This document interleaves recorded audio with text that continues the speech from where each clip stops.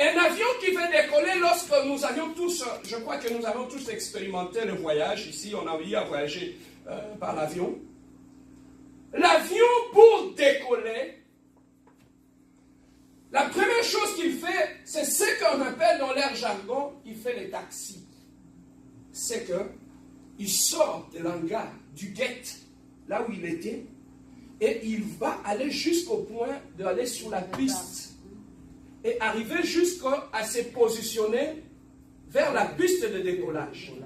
Et toute ce manœuvre-là, on appelle ça les taxis. Amen, hein? Amen. C'est comme ça aussi commence la vie chrétienne. Lorsque l'avion était, par exemple, regardé de ce côté-là, lorsqu'il veut décoller, il ne va pas décoller de ce côté-là, il faut qu'il puisse tourner jusqu'à voir la position du décollage. C'est ça la vie chrétienne. Lorsque tu donnes ta vie à Dieu, tu regardais dans une autre direction.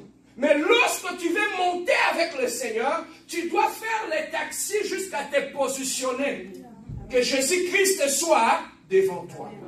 Par exemple, Jésus-Christ était derrière moi, je ne le connaissais pas.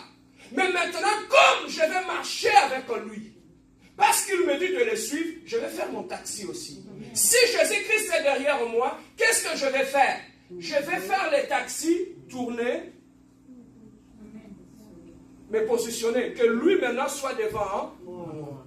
C'est alors que le décollage va commencer dans ta vie. Amen. Ta vie, aussi longtemps un avion n'a pas pris la position du décollage, il ne va pas monter. Amen. C'est comme ça aussi la vie chrétienne. Ta vie chrétienne ne décolle pas parce que tu n'as pas encore changé de position pour avoir la position qui va te permettre de t'élever.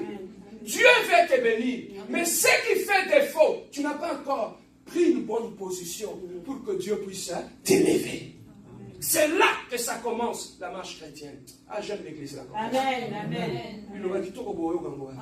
Nulle part ailleurs. C'est seulement à la compassion. Donc, il faut maintenant que tu puisses prendre ta position de décollage. Amen. Maintenant, après avoir pris la position de décollage, c'est ça qui fait que pour que tu puisses décoller, prendre cette position-là, c'est sortir de tout ce que tu étais, sortir du péché, abandonner la vie de péché, abandonner ce que tu faisais hier, tourner, donner le dos à cela pour que Jésus-Christ soit devant toi. Comment? Tiens-toi là. Elle, c'est Jésus-Christ. Moi, je marchais, je faisais tout ce que je voulais. Je faisais ma vie. Mais maintenant, lui, quand il me dit, suis-moi, pour que je commence à marcher avec Jésus-Christ, la première des choses que j'ai fait, là, c'était tout ce que je voulais faire. Maintenant, il faudrait que je puisse tourner les dos à cela, pour que lui soit devant moi, et que moi, je commence à le suivre. Amen. Amen. Amen. Amen. Amen, hein? Amen. Maintenant, c'est là que se trouve ton problème. Jésus-Christ est là, toi tu es là, il te dit suis-moi. Jésus-Christ va là-bas, toi tu vas dans le sens opposé.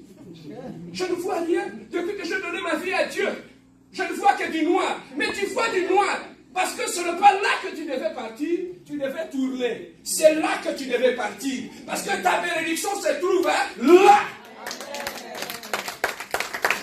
Lorsque tu as les dos tournés à Jésus-Christ, tu iras d'église en église, tu chercheras des prophètes, tu chercheras tout, parce que tu as tourné le dos à celui qui t'avait dit suis-moi. Mais lorsque tu vas tourner, tu vas commencer à le voir devant toi. Tu vas commencer à écouter ses directives. Amen. Quand il te dit avance, tu avances. Amen. Quand il te dit recule, recule. Amen.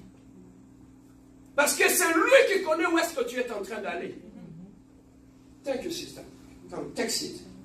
Alors, c'est comme ça aussi que commence la vie chrétienne. Alors, lorsque l'avion prend la position du décollage, après, qu'est-ce qui va arriver?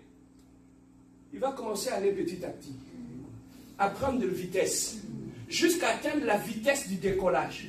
Et c'est à ce moment-là qu'il va quitter le sol. Donc, il y a une vitesse que le moteur doit atteindre pour qu'il quitte le sol. Amen. Aussi longtemps, les moteurs n'ont pas encore atteint cette vitesse-là, le nombre de tours par minute, l'avion ne pourra pas laisser le sol.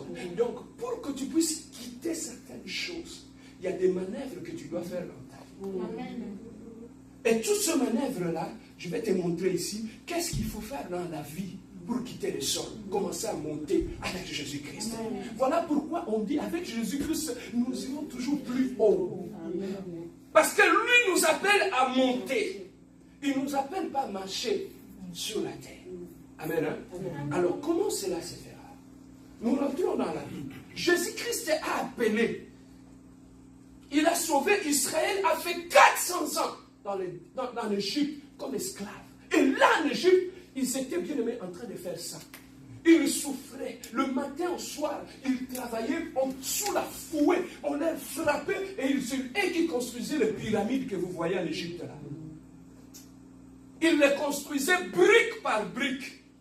Je me demande quelle force que ce peuple avait.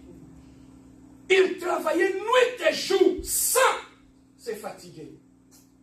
Mais la Bible nous dit pendant que ces gens-là qu'on maltraitait, qu'on prenait comme esclaves, travaillaient pour les Égyptiens. La Bible nous dit curieusement, ces gens-là, jour après jour, ils s'est multiplié. Le peuple d'Israël commençait à devenir nombreux. Il s'est multiplié. Maintenant, Pharaon a dit, ces gens, la façon qu'ils sont en train de se multiplier, si on les laisse, ils vont prendre notre contrôle. Qu'est-ce qu'on va faire?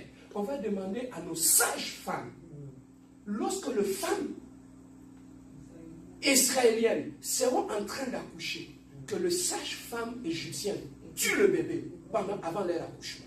Comme ça, ils ne vont plus se multiplier. Mais bien aimé, le peuple d'Israël, Pharaon ne savait pas que ce peuple-là était un peuple de Dieu. Amen. Amen. Pendant qu'ils planifiaient le mal, Israël ne savait pas. Pendant qu'ils faisaient leurs réunions, Israël ne savait pas. Alors, lorsque le peuple d'Israël, bien aimé, les femmes égyptiennes commençaient à coucher.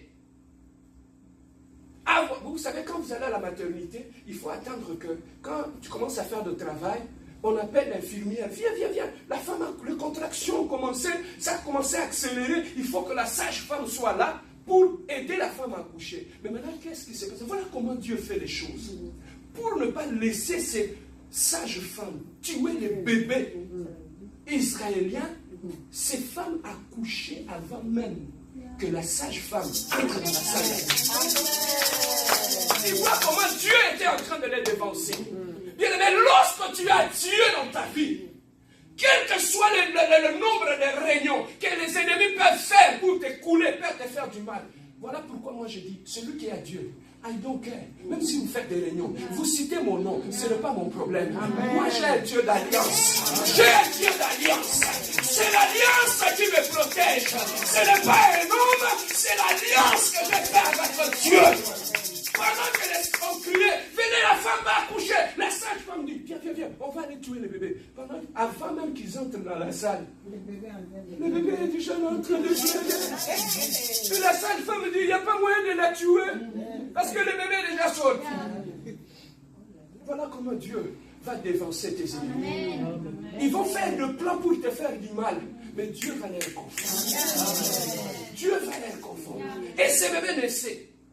Maintenant, le peuple d'Israël, il travaillait, il ne se fatiguait pas.